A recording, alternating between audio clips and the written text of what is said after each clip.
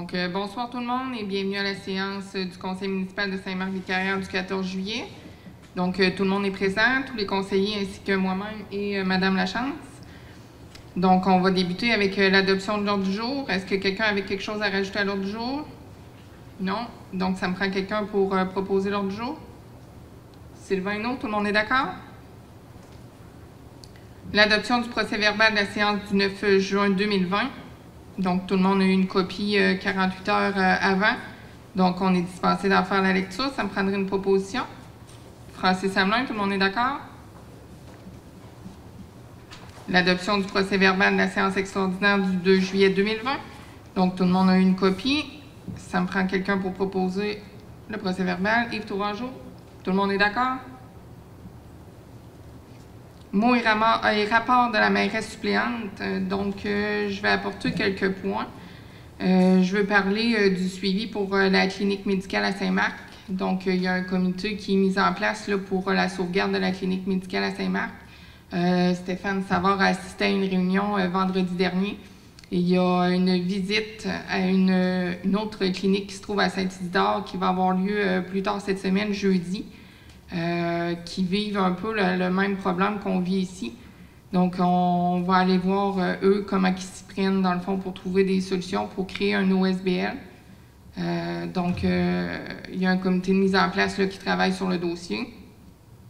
Le port du masque obligatoire à partir de samedi prochain. Donc, tel qu'annoncé partout par la santé publique. Le port du masque va devenir obligatoire dans les endroits publics fermés à compter de ce samedi. Donc, nous n'y faisons pas exception. Donc, toutes les visites à l'hôtel de ville, tous les gens qui vont se présenter à l'hôtel de ville vont devoir porter le masque, ainsi que pour les séances du conseil. Donc, les gens vont devoir porter le masque pour arriver et sortir. Une fois assis sur votre chaise à 2 mètres de distance, vous pouvez l'enlever. Mais on va suivre les recommandations d'ici la prochaine séance de conseil, de toute façon, de la santé publique. J'ai assisté aussi le 25 juin à la remise des diplômes des élèves de 5e secondaire à l'école secondaire Saint-Marc. Une très belle organisation, des bénévoles qui ont mis corps et âme à cet événement.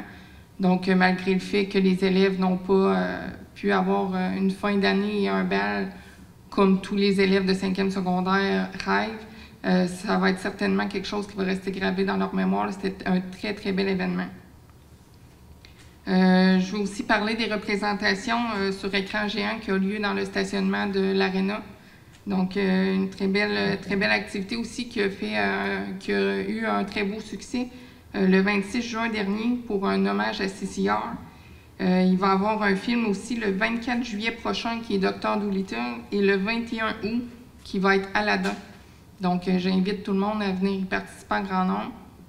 Je voudrais aussi remercier pour les 2 derniers points que j'ai mentionnés pour la remise des diplômes et les représentations, la participation des bénévoles, donc nos directeurs, les pompiers qui font la mise en place des véhicules dans le stationnement, c'est grandement apprécié. Le suivi d'eau potable avec la municipalité de Saint-Alban.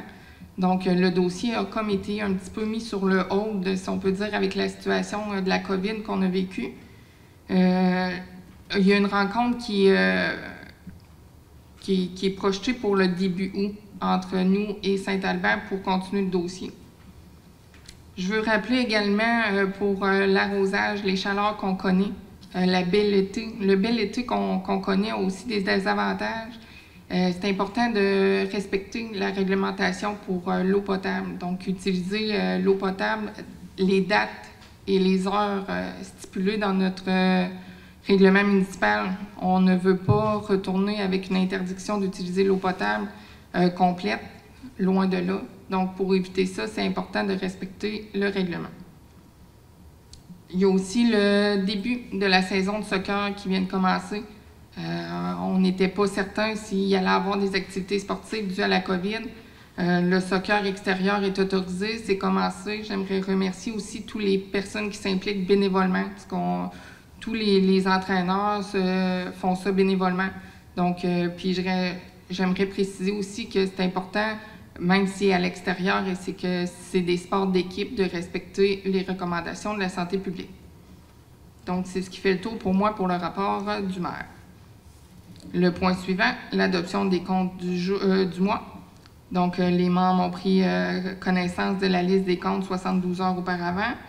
La liste des comptes compressibles et incompressibles de juin 2020 au montant de 247 422,34, incluant les salaires, soit adoptée telle que présentée, détaillée comme suit. Les salaires, 76 237,38. Compte à payer, 80 050,75.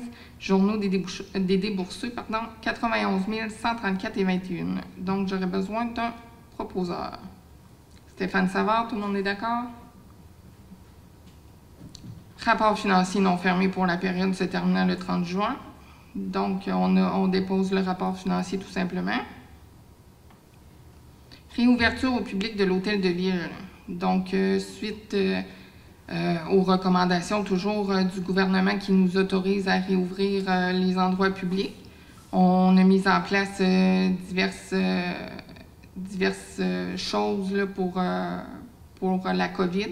Donc, il y a des panneaux de plexiglas à l'entrée, du Purel, et c'est une personne à la fois. On rappelle qu'on priorise la prise de rendez-vous avant de se présenter à l'hôtel de ville, donc téléphoner pour prendre rendez-vous avant de se présenter. Exemple pour des médailles de chien, paiement de taxes, demande de permis, etc. C'est une personne à la fois dans l'espace de réception. Si plus d'une personne, la deuxième personne va devoir attendre à l'extérieur. Et comme mentionné plus tôt, à partir de samedi, le port du masque va être obligatoire. Donc, ça me prendrait un proposeur. Francis Hamelin, tout le monde est d'accord? Je rappelle aussi qu'il est toujours possible de faire vos demandes par courriel ou par téléphone. Si c'est possible, ça facilite de beaucoup les choses.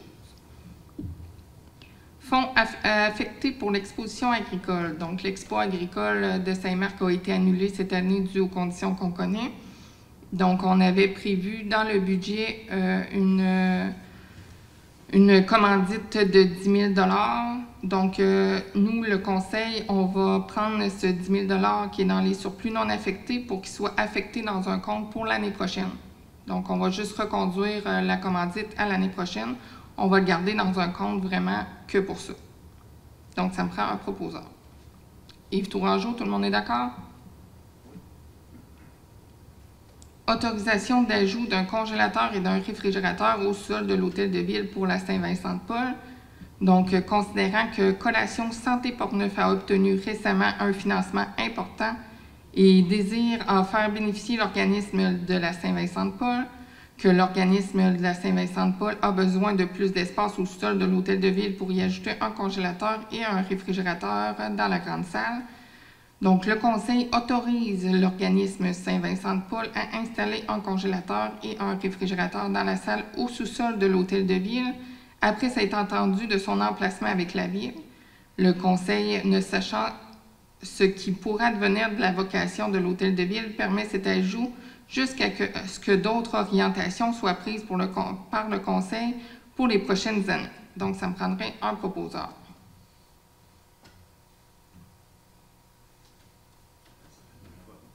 Ah, Marc-André, est-ce que je te vois pas? Marc-André Trottier, tout le monde est d'accord? Démission de l'inspecteur en bâtiment et au permis. Considérant que M. Alexandre Jobin, inspecteur en bâtiment et au permis, a remis par écrit sa démission le 29 juin 2020 à la directrice générale greffière trésorière et qu'il terminera le 22 juillet prochain.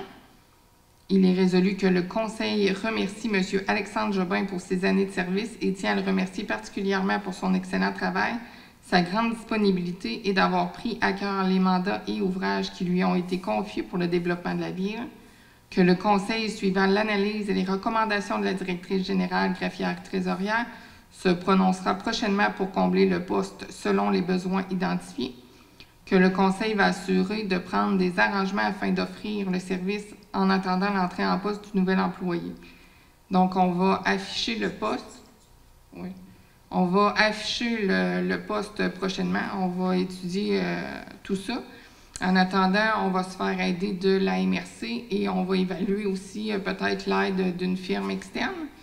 En attendant, le Conseil autorise Mme Élise Lachance à signer les permis qui vont être montés par la MRC ou par une firme externe, dans le but aussi de minimiser les coûts. Donc, on va essayer de faire ce qu'on peut, tout en étant légal. Donc, on va faire les choses correctement. Donc, ça me prend un proposeur. Yves Tourangeau, tout le monde est d'accord? Résolution modifiant le taux d'intérêt et les pénalités décrétées pour les comptes de taxation de l'année 2020 et applicables à toute somme due après le 3e versement du 30 juillet 2020 à la Ville. Donc, tout comme les 2 premiers versements de taxes, nous continuons de geler les intérêts et pénalités pour le 3e paiement de taxes qui a lieu pour le 30 juillet. Donc, pour les gens qui sont plus en difficulté, qui ne sont pas capables de faire leur versement de taxes tel que requis pour le 30 juillet, n'auront pas de pénalité ou d'intérêt encouru pour le non-paiement de celui-ci.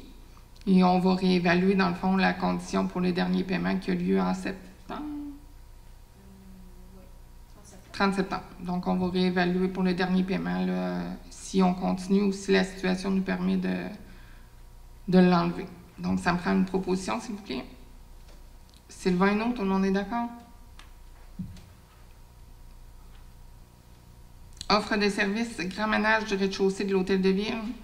Donc, considérant qu'il y a lieu d'effectuer un grand ménage du rez-de-chaussée de l'Hôtel de Ville, qu'une soumission a été demandée auprès de JDHM, il est résolu que le Conseil accepte l'offre de services de JDHM pour le grand ménage du rez-de-chaussée de l'Hôtel de Ville au montant estimé de 1 922,69 taxes en su. Dans le fond, on n'a plus de femmes de ménage depuis un certain temps et avec toute l'histoire de la COVID, on n'a pas réengagé non plus. Donc, c'est sûr que les employés municipaux ont fait certaines tâches, mais c'est sûr qu'il reste des choses à faire. Donc, on va repartir à neuf, on va faire un grand ménage, puis on va réévaluer pour l'embauche d'une nouvelle femme de ménage. Donc, ça me prend une résolution, une proposition. Francis Hamelin, tout le monde est d'accord? Entente intermunicipale relative à l'achat, l'opération et l'utilisation d'appareils de désincarcération, autorisation de signature. Considérant que le 15 avril 1992, les 18 municipalités locales de la MRC de Portneuf, dont la ville de Saint-Marc-des-Carrières, ont signé un protocole d'entente intermunicipale relative à l'achat, l'opération et l'utilisation d'appareils de désincarcération. Considérant que la MRC de Portneuf et les municipalités parties à l'entente désirent se prévaloir des articles 468 et suivants sur la loi des cités et villes et des articles 569 et suivant le Code municipal du Québec pour conclure une entente relative à l'achat, l'opération et l'utilisation des 10 appareils de désincarcération. Considérant que la Ville de Pont-Rouge a transmis par voie de résolution une demande à la MRC afin de se joindre à l'entente intermunicipale relative à l'achat, l'opération et l'utilisation d'appareils de désincarcération à titre de fournisseurs et de services en matière de désincarcération, que les membres du comité de sécurité incendie de la MRC de Portneuf ont analysé la demande de la Ville de Pont-Rouge et les besoins du territoire en matière de services de désincarcération et qu'ils ont recommandé au Conseil de la MRC d'inclure la Ville de Pont-Rouge aux 3 cellules de désincarcération actuellement en action sur les territoires avec Saint-Casimir et Saint-Raymond et Donnacona. Donc, il est résolu que le conseil municipal autorise la mairesse suppléante, Mme Christina Perron, à signer pour et au nom de la Ville l'entente intermunicipale relative à l'achat, l'opération et l'utilisation d'appareils de désincarcération. Ça me prendrait une proposition. Yves Tourangeau, tout le monde est d'accord? Location d'une surfaceuse contrat de 3 ans. Considérant que la location d'une surfaceuse pour la saison 2019 et 2020 s'est très bien déroulée et a permis de recevoir un excellent service durant cette période, considérant que la possibilité d'avoir un gel de prix pour un contrat de 3 ans, considérant que la soumission reçue de Robert Boileau et des avantages pour la Ville de faire affaire avec cette compagnie dont la qualité du service et la proximité de la compagnie, il est résolu que le Conseil octroie un contrat de 3 ans à la compagnie Robert Boileau au montant de 2 630 $ taxes en su par mois pour environ 8 mois par année pour la location d'une surfaceuse Zamboni électrique. que le Conseil autorise M. Sylvain Morissette, directeur des loisirs et de la culture, à signer pour et au nom de la Ville le contrat et que le Conseil autorise le paiement mensuel des factures. Ça me prend une proposition. Marc-André Trottier, tout le monde est d'accord? Achat d'une station de lavage de main portable, considérant l'ouverture prochaine de l'aréna et de la nécessité de se conformer aux directives à mettre en place pendant la pandémie, considérant que cette station de lavage de main portable pourra également être utilisée l'été dans un parc, considérant qu'une soumission a été demandée auprès de la compagnie Équipement Hygiénique Canada et que l'équipement proposé répond aux besoins utilitaires de la Ville, il est résolu que le Conseil autorise l'achat de la station de lavage de main portable auprès d'Équipement Hygiénique Canada au montant de 995 $ taxes en su et que le Conseil autorise le paiement de la facture. Ça me prend une proposition. Stéphane Savard, tout le monde est d'accord? Marquage au sol de la RUMAT. Donc, suivant l'adoption du règlement RMU 2019-2, le jeu libre est maintenant autorisé sur les parties suivantes de la RUMAT. Donc, sur le côté sud, entre les numéros 412 et 420, et sur le côté nord, entre les numéros 439 et 445, que des soumissions ont été demandées et que seulement une compagnie, Signatec ML, nous a envoyé une proposition pour le marquage au sol de jeu. Donc, il est résolu que le Conseil autorise la compagnie Signatec ML à effectuer le marquage au sol dans les zones identifiées sur la RUMAT au montant de 1 015 $ taxes en su, que le Conseil autorise le paiement de la facture une fois le marquage réalisé. Ça me prendrait une proposition. Sylvain, non? Tout le monde est d'accord? Modification de l'entrée au parc voisin du bureau de poste rue du Collège. Donc, considérant que la Ville désire mettre aux normes pour les personnes à mobilité réduite l'entrée du parc voisin du bureau de poste en enlevant le tourniquet et en le remplaçant par une chicane en clôture, que cette installation accommodera également les familles avec poussette pour l'accessibilité et que des soumissions ont été demandées à plusieurs compagnies et que seulement Clôture GP a soumis une offre, il est résolu que le Conseil accepte par la proposition de Clôture GP au montant de 1 920 $ taxes en su, incluant l'installation, et que le Conseil autorise le paiement de la facture après les travaux. Ça me prendrait une proposition. Francis Hamelin, tout le monde est d'accord? Autorisation de signature vente de gré à gré d'une partie du lot 5 785 938 à M. Gaétan-Tessier, considérant que M. Gaétan-Tessier désire acheter à la Ville une partie du lot de 11 242,94 mètres carrés, considérant que M. Tessier a déposé par écrit une offre au montant de 2 000 $ taxes en su et qu'il assumera les frais en lien avec la vente de ce terrain selon la promesse d'achat à venir. Il est résolu que le Conseil autorise Mme Christina Perron, mairesse suppléante, et Mme Élise Lachance, directrice générale greffière trésorière, à signer pour et au nom de la Ville tout document nécessaire, entre autres la promesse d'achat et le contrat notarié pour la vente de gré à gré de la partie du lot mentionné. Le Conseil demande à M. Gaétan-Tessier de respecter la réglementation municipale et celle de la MRC de Portneuf. Donc, ça me prendrait une proposition. Yves Tourangeau, tout le monde est d'accord? Entente pour le loyer des fermières de Saint-Marc-des-Carrières durant la pandémie de la COVID-19. Considérant que la Ville a interdit aux fermières l'accès à leur local de la mi-mars à la mi-juin à cause des mesures sanitaires exigées par la santé publique, considérant que la demande de la présidente des fermières de Saint-Marc-des-Carrières que le loyer soit révisé pour cause de non-accès durant 3 mois, il est résolu que le Conseil accepte de réduire le loyer pour l'équivalent de 3 mois, soit 125 $ sur un total de 500 $ annuellement chargé. Ça me prend une proposition. Stéphane Savard, tout le monde est d'accord? Facture audit des livres des comptes 2019 Bédard-Guilbeault. Donc, il est résolu que le Conseil autorise le paiement des factures au montant de 29 750 $ taxes en su à Bédard-Guilbeault pour la vérification des livres pour l'année 2019, dont voici le détail. Audit des livres des comptes 20 975, Le tableau historique des excédents de fonctionnement non affectés et affectés, 3 275 $. Travaux supplémentaires, consultations et rencontres et discussions, 3 975 $. Et programme de fonds pour l'eau potable et le traitement des eaux usées FEPTUR, 1 525 $. Donc, pour le FEPTUR, c'est uniquement pour 2019. Là, en principe, on ne l'a pas. Pour l'audit des livres et les travaux supplémentaires, consultations, rencontres et discussions, c'est une légère augmentation annuelle comme partout ailleurs. Puis le tableau historique des excédents de fonctionnement non affectés et affectés, c'est la demande qu'on avait eue de certains citoyens pour 2014 à 2018, l'historique.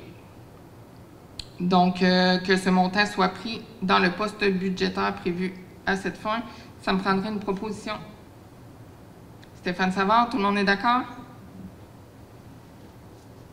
Donc, c'est ce qui met fin au point qu'il y avait sur l'ordre du jour. On va procéder à la période de questions.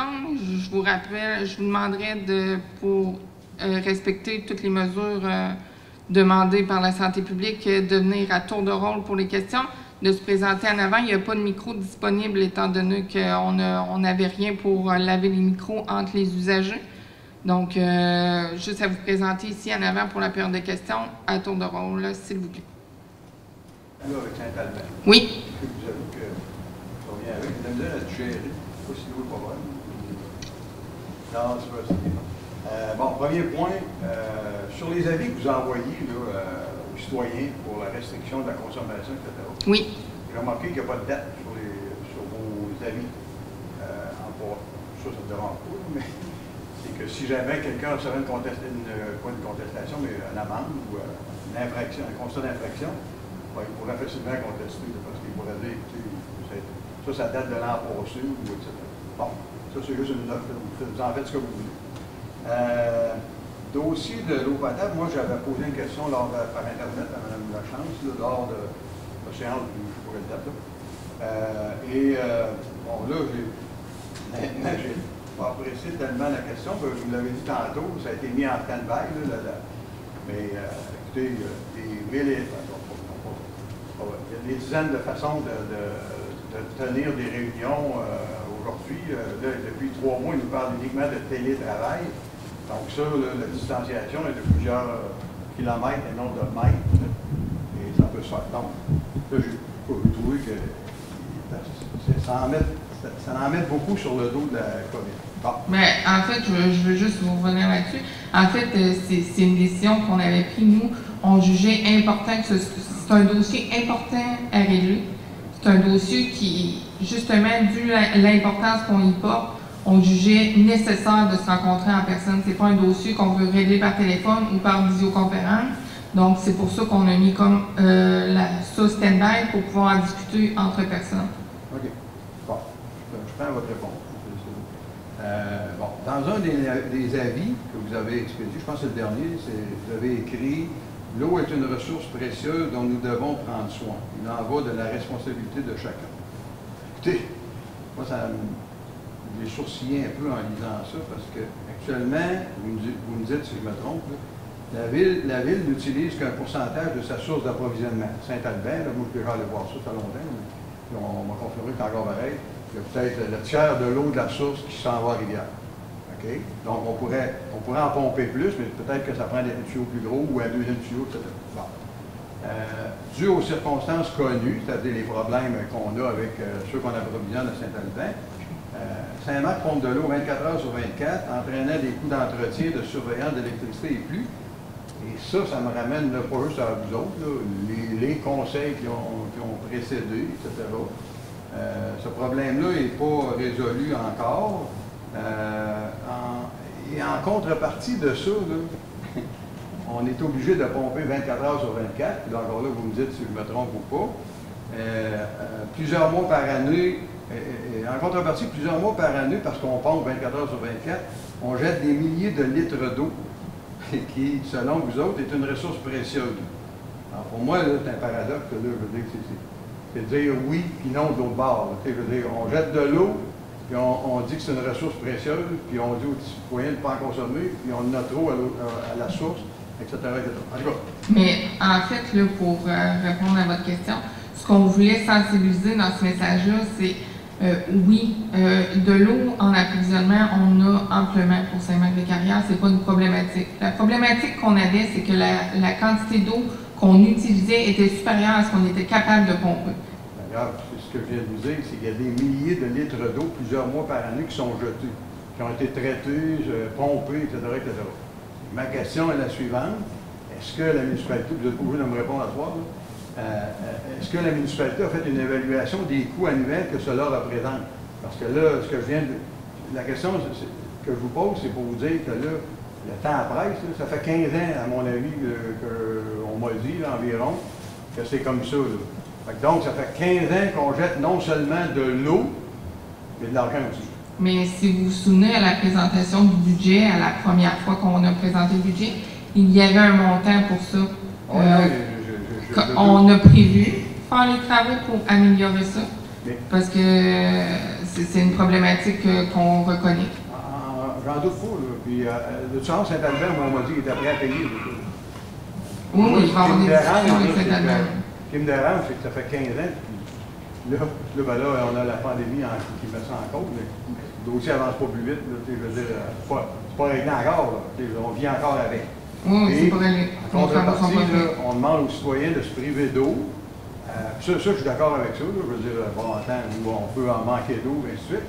Mais j'aimerais ça, c'est une autre question que je me pose personnellement. Combien d'investissements qui se fait dans la municipalité là, pour les citoyens qui sont fiers de leur terrain? Là, combien ils investissent? À partir du moment où tu n'as pas d'eau, ce que tu as investi, soit ton traitement de pelouse ou n'importe quoi, c'est comme si tu avais acheté ça à l'eau, aussi. Là. Mais en fait, on ne prie pas les gens d'utiliser l'eau.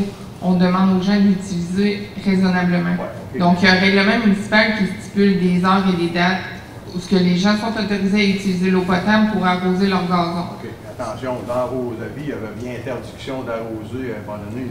Complète, parce que le niveau d'eau du bassin était très bas. Je suis entièrement d'accord. Mais le bassin est devenu très bas parce que les gens ne respectaient pas le règlement municipal. Oui, mais ce que je vous dis, c'est que le problème date de 15 ans. On jette de l'eau, on dit aux citoyens, prenez-en pas pour respecter en cas de feu, etc., etc. C'est comme le chien qui se court après la queue. On a toujours le même problème, on tourne en rond. Moi, c'est ma conception. Fait que là, moi, ce que je vous dis, c'est que ma question, c'était avez-vous évalué les coûts annuels que cela représente en paix? OK? Mais dans le fond, là, je vous pose la question. Je ne veux pas avoir la réponse, je veux juste que le problème se règle, qu'on arrête d'en parler.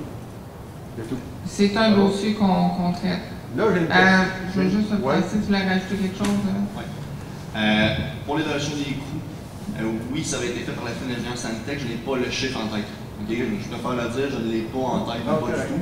Mais je sais que l'évaluation avait été faite. C'était quoi la différence de coût entre actuellement et après les travaux? Ça va être quoi la différence? Il va y avoir une économie annuelle par la suite. Et comme je vous dis, le montant, je m'en souviens. C'est correct. Comme je vous l'ai dit, je veux plus ou moins avoir la réponse. Je sais qu'il y a une dépense additionnelle, puis je sais que Saint-Albin est prêt à payer, puis je sais que, je ne connais pas la solution au problème, puis je n'ai pas de solution, sauf que j'ai une suggestion, par exemple. Si au lieu de continuer à acheter de l'eau, si ce n'est pas pour se régler, vous devriez approcher une usine qui embouteille de l'eau, parce que l'eau de Saint-Roch, elle ferait la meilleure eau, la meilleure que n'importe quelle eau en bouteille qu'on peut acheter. Parce que là, on pourrait vendre l'eau, puis là, prenez ça... Voilà, dans le sens, c'est une suggestion, mais tu sais, c'est pour vous dire que là, on pourrait la vendre même, cette eau-là. Puis c'est une autre qualité, c'est une bonne eau, etc. Bon. Ceci étant dit, là, j'ai une vraie question. Dans le document qui a été présenté pour le suivi des excédents affectés, non affectés, etc., c'est marqué excédent au 31 décembre 2019, 1 018 781 $. Oui. Donc ça, c'est l'excédent que vous aviez non affecté au 31 décembre. Oui. Et là, ma question, ou plutôt la question que je vous pose, que je me pose ici, pourquoi présenter un budget en décembre 2019, la première mouture du budget, avec une augmentation du compte de taxes de 15 approximativement, avec un tel surplus? Comprenez-vous, il y a 1 million de surplus d'excédents non affectés, puis là, on arrive... Alors que si on fouille sur Internet, là, toutes les municipalités se disaient qu'on essaie de respecter l'IPC, etc. Le montant d'1 million, ça a été complété en avril 2020, quand ils ont fait les états financiers. Donc, quand on a fait le budget, on n'avait pas tous les chiffres. Okay. Là, ça m'amène à vous dire ceci. Là, et que moi, j'ai travaillé longtemps dans le privé, puis on avait des états financiers intérimaires à tous les 15 jours, les 15 du mois pour le mois précédent, de même que le cumulatif d'année. Je me demande pourquoi vous ne saviez pas ça rendu au 19 décembre 2019. Okay? Bon, je vous laisse là-dessus, c'est ma réflexion. Mais ça, comme je vous dis, là, pour moi, c'est encore là, c'est paradoxal. Là, parce que 15 d'augmentation, alors que d'un côté, puis de l'autre côté, on a 1 million d'excédent. C'est beau? Je veux juste préciser une chose. Oui. Quand on a présenté le budget de l'année 2019, donc en novembre-décembre 2018, faut se rappeler que il y avait eu une erreur d'écriture de journal, donc on a voulu compenser cette erreur-là. On a fait des coupures dans le budget pour compenser, donc on a fait probablement beaucoup plus de coupures que le besoin en avait. C'est ce qui explique le gros surplus. Pourquoi, quand on a présenté le budget 2019, on n'a pas pris dans les surplus non affectés un montant pour réduire le taux de taxation? C'est que, si vous vous souvenez, la population est venue mentionner ici, en séance de conseil, que le surplus non affecté n'était pas gros, puis que c'était pas un gros coussin si on avait à avoir des problématiques majeures. Donc, puis je parle personnellement, puis peut-être au nom du conseil, moi, je ne jugeais pas raisonnable de piger dans le surplus non affecté sans connaître nos états financiers de l'année en cours.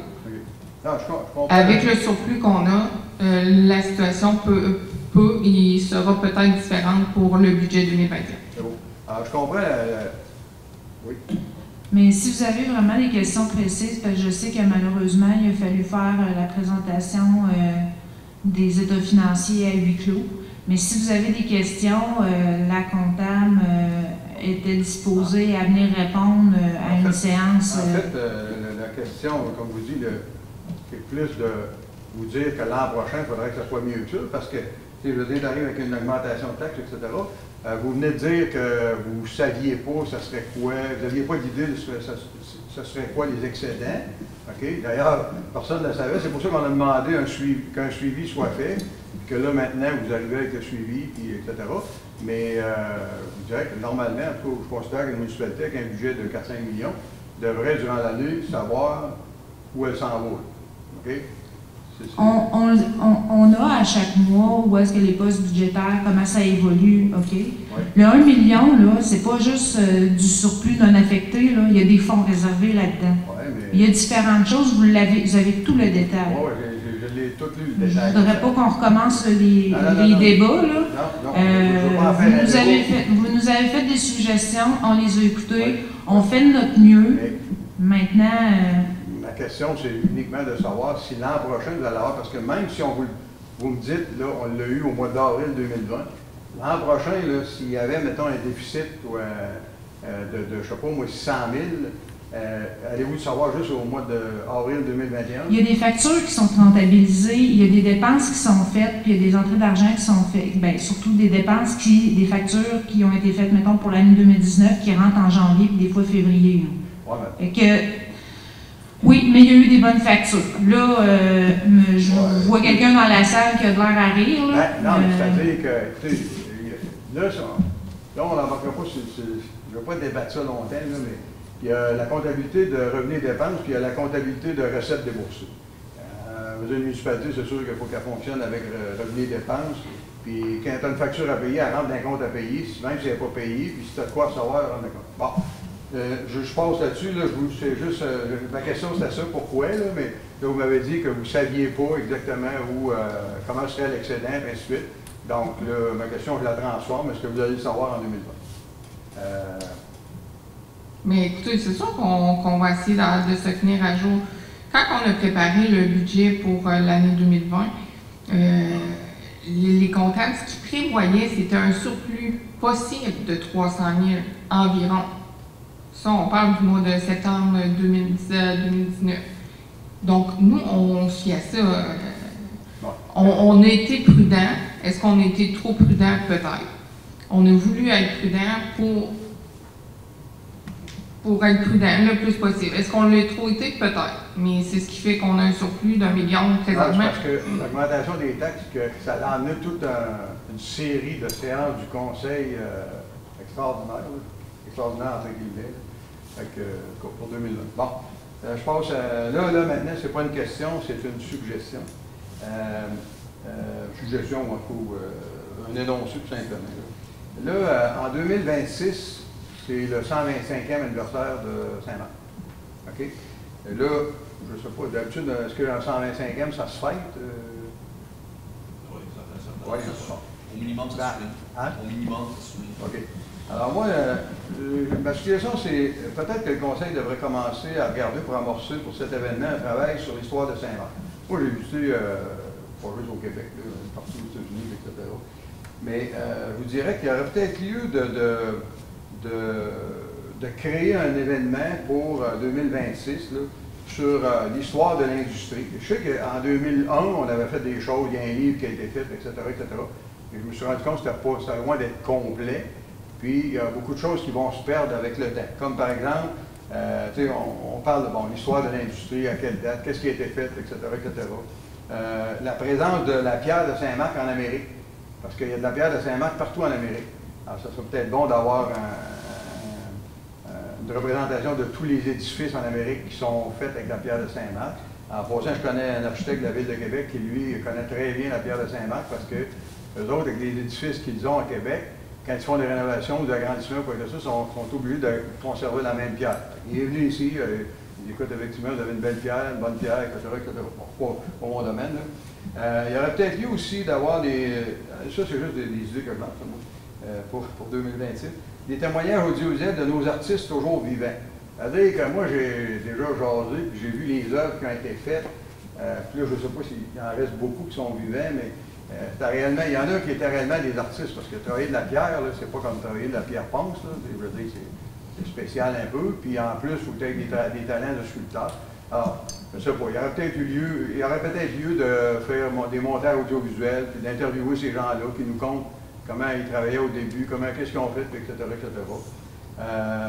Il y aurait peut-être aussi un hommage à rendre à nos célébrités. Je veux dire, parce qu'il y a des gens ici qui ont sculpté des choses qui sont, je ne sais pas, je pense qu'il y en a, par exemple, des sculptures à Sainte-Anne-de-Beaupré qui ont été faites ici à Saint-Marc, etc. Alors, qui a fait ça, etc., ainsi de suite. Là, puis, je pense. Hein? Oh, oui, bien, cimetière aussi, mais comme vous dites tantôt, il y en a partout en Amérique du Nord. Il y en a à Los Angeles, il y en a à New York, il y en a, etc. Il y aurait peut-être lieu aussi de préparer, de mettre en place une présentation photo, vidéo de tout ce que ça comportait sur l'histoire de la pierre. Parce que là, on me dit que les trous commencent à être creux, puis là, bientôt, je ne sais pas si c'est une ressource épuisable, mais ça peut arriver. Puis déjà, le travail de la pierre, ça ne se fait plus à Saint-Marc, ça se fait ailleurs. Ils prennent nos blocs, ils les envoient à l'extérieur, et ainsi de suite.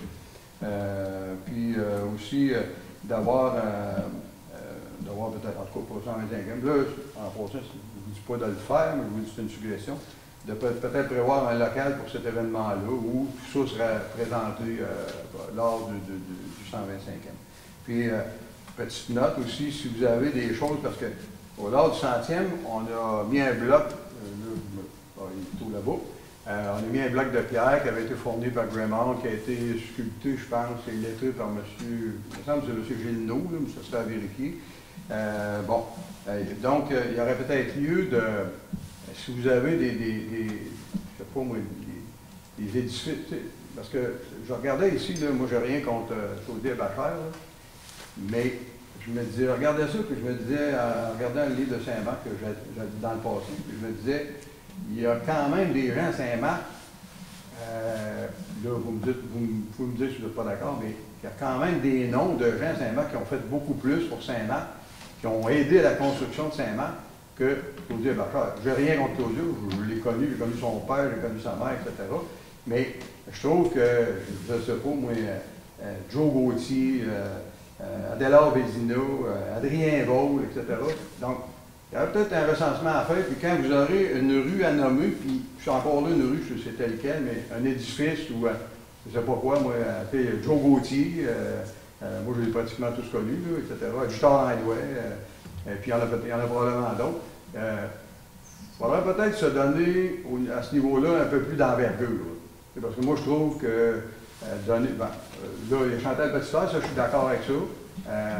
Avec tout ce qu'elle a fait, la représentation qu'elle a faite pour Saint-Marc, et ainsi de suite, et ce à quoi elle a atteint, là, je suis entièrement d'accord. Mais pour le reste, là, bon, c'est ça. Alors, c'était ma suggestion. Mais je veux juste apporter 2 précisions à vos commentaires. Oui. En fait, vos idées sont excellentes pour le 125e. Ça, je ne pense pas qu'on en doute personne. Par contre, en 2026, c'est dans 2 conseils, donc ça se peut que ce ne soit pas nous qui soyons en poste. Donc, même si on débuterait un travail, on ne peut pas le léguer, si vous voulez. On ne peut pas transmettre les informations que nous, on a fait. Comprenez-vous un petit peu le contexte? Ben, on comprend l'importance de la chose. Oui et non, mais tu sais, je veux dire, tout, si le conseil quittait un nouveau conseil, quand même, c'est du travail de fait, il serait bien malvenu que de mettre ça à la poubelle, de dire, écoutez, on laisse tomber, etc. Mais ça, comme je vous l'ai dit, c'est des suggestions que je vous laisse. Puis pour le nom de la salle, je ne dis pas qu'il n'y a pas d'autres gens importants qui ont passé dans Saint-Marc, loin de là.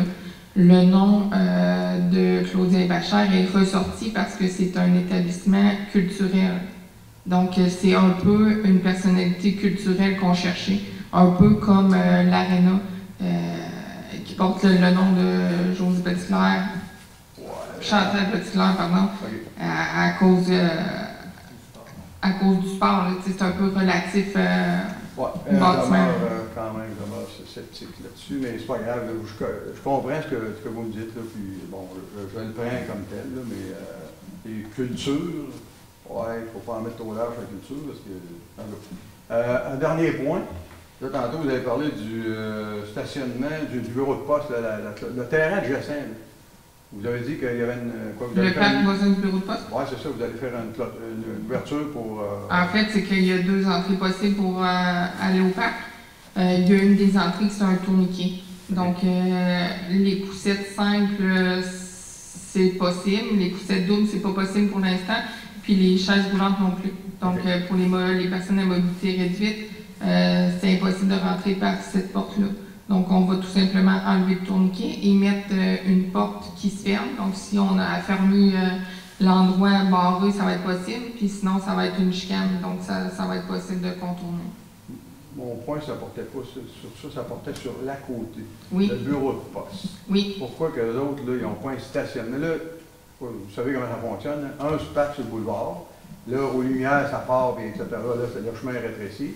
L'autre, il se passe juste sur le coin de la rue. Puis l'autre qui s'en vient dans la rue Saint-Jean, dans l'autre sens, il se passe juste à côté, ça passe plus. L'hiver, je ne sais pas, moi, quel fonctionnaire qui gère ça, là, mais y a-tu la municipalité peut faire de quoi pour ça? Y a-t-il un règlement municipal qui interdit le stationnement? Sur le boulevard, on n'a pas le droit de stationner, mais il y a des gens qui le font. Oui. Fait que ça nous prendrait une police en permanence dans Saint-Marc. Non, mais je veux dire, demander à Poste Canada, là, ça existe, ça, de faire un stationnement à côté ou l'autre bord, parce que là, s'il y avait un stationnement, tout le monde pourrait se stationner, ça, personne ne serait dans la Non, rue. un stationnement. Oui, mais... J'ai déjà rentré, je suis déjà... Oui. Ben non, ça sort par... Oui, par le boulevard, oui. Oui, mais il y a une entrée par la rue. Oui. On m'a dit qu'il y avait même une annonce stationnement. L'avez-vous vu, l'annonce, c'est où? Ben, moi, je ne l'ai pas vu, parce que je vais me stationner, pas besoin de chercher la pancarte. Non, mais en arrière, personne ne sait qu'ils ont accès en arrière par l'autre côté. C'est pas tout le monde qui sait ça, là, etc. Mais moi, ce que je vous dis, c'est qu'il pourrait y avoir un stationnement sur le bord de la rue. Dans le fond, vous nous demandez de communiquer avec Poste Canada pour régler le problème. Oui. À moins que vous me disiez que c'est réellement pas problématique. Ben, en fait... Oui, c'est un problème depuis longtemps. Ah oui, voyons, oui. C'est juste le gros bon sens, là, tu parles tous les deux. Hein? Tu rentres dans la rue, un comme ça, un à côté de l'autre, puis là, ça passe plus entre les deux, ou ça passe... c'est sûr que c'est une problématique. En passant, le parc à côté du bureau de poste, ça nous prend un an, ça part. Ah bon. Je vous laisse le trouver. Merci.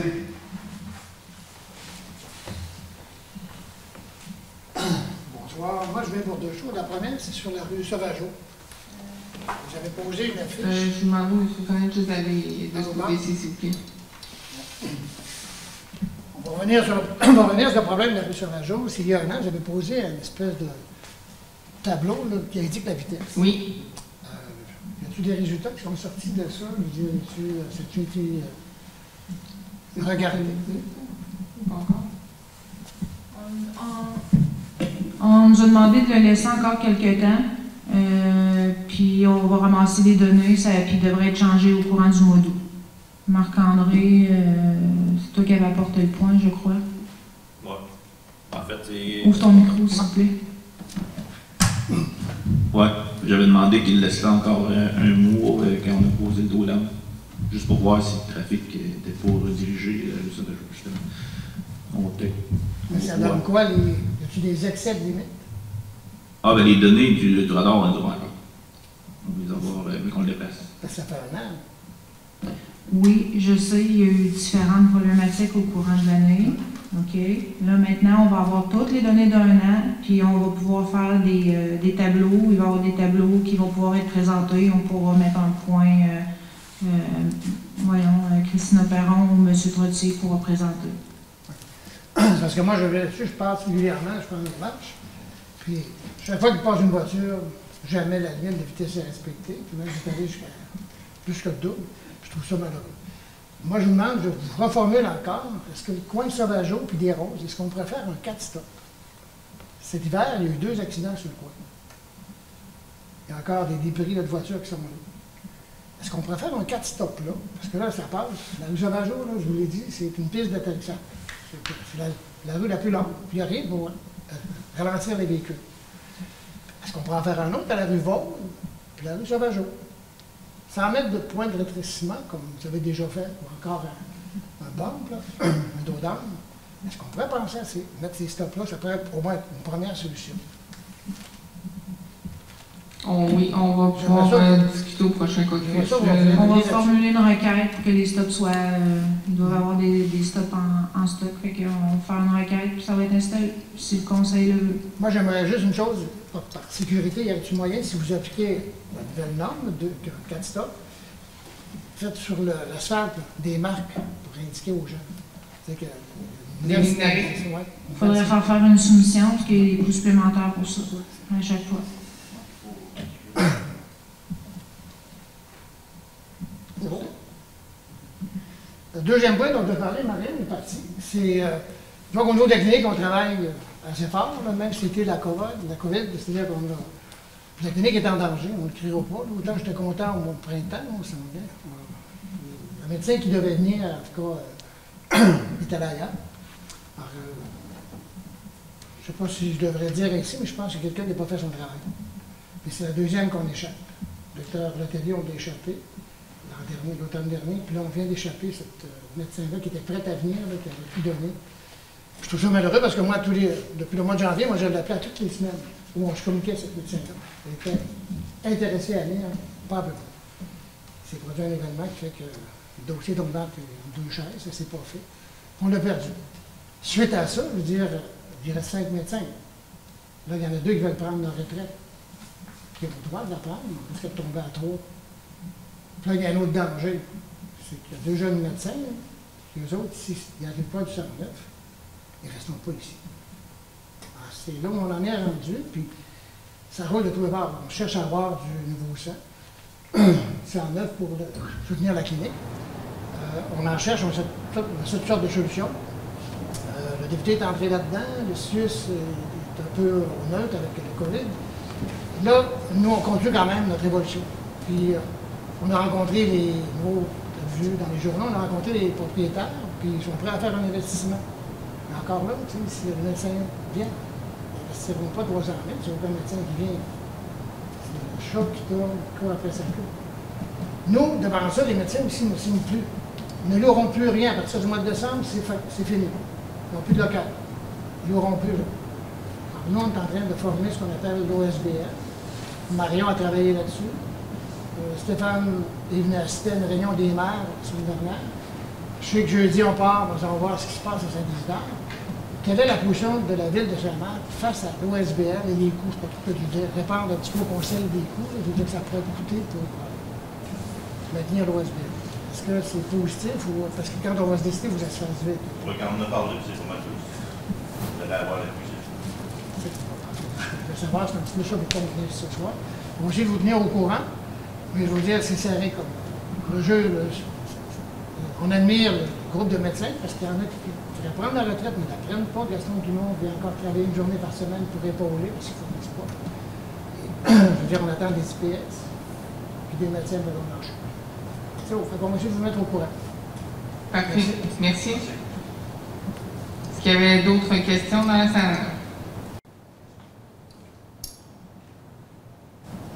Messieurs les conseillers, d'autres questions, d'autres points ajoutés? Donc, c'est ce qui mettrait à notre séance. Ça me prendrait quelqu'un pour la levée de l'Assemblée. Francis Hamelin, tout le monde est d'accord? Donc, c'est ce qui termine notre séance. Merci. Bonne soirée.